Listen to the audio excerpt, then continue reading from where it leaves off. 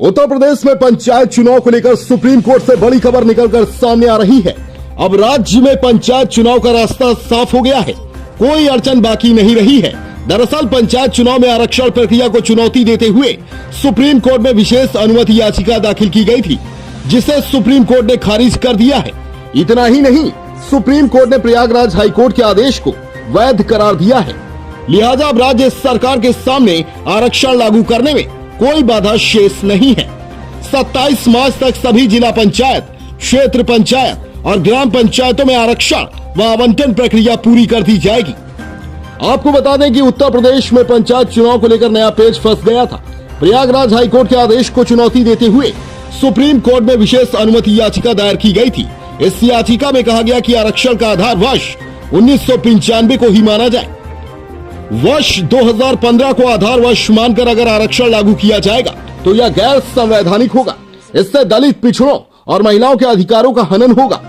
सीतापुर के दिलीप कुमार और लाल सिंह यादव की ओर से सुप्रीम कोर्ट में याचिका दाखिल की गई।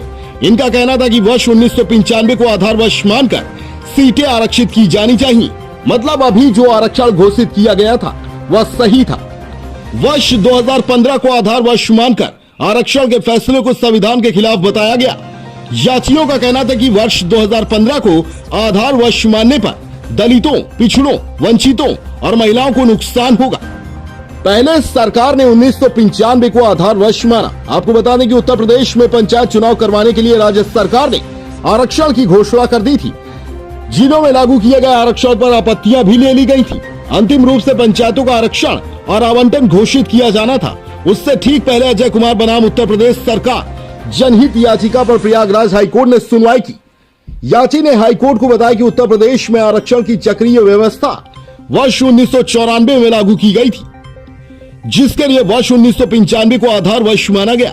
पिछली सरकार ने व्यवस्था बदल दी थी। अदालत को बताया गया कि उस समय की जनगणना के आधार पर आरक्षण लागू किया गया। इसी व्यवस्था पर वर्ष 1995, 2000, 2005 और 2010 में पंचायत चुनाव करवाए गए थे। इसके बाद 2015 में राज्य सरकार ने यह व्यवस्था बदल दी।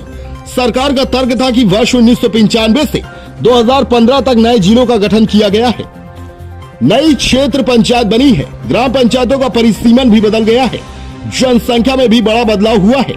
लिहाजा अब चुनाव के लिए नया आधार वर्ष 2015 घोषित किया गया।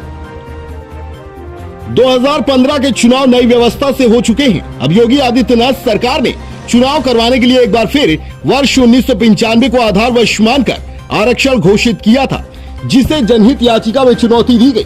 कहा गया कि जब वर्ष 2015 के चुनाव नई व्यवस्था से करवा लिए गए हैं तो एक बार फिर पीछे लौटकर नहीं जाया जा सकता है। इस तर्क को प्रयागराज हाईकोर्ट ने उचित करार दिया। सरकार ने भी वर्ष 2015 को आधार वर्ष मानकर आरक्षण लागू करने की सहमति दे दी।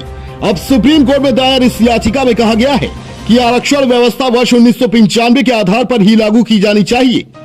जानकारी मिल रही है कि सुप्रीम कोर्ट मामले पर सोमवार को सुनवाई कर सकता है। हालांकि विशेषज्ञों का कहना है कि प्रयागराज हाईकोर्ट के फैसले में बदलाव आने की संभावना बेहद कम है।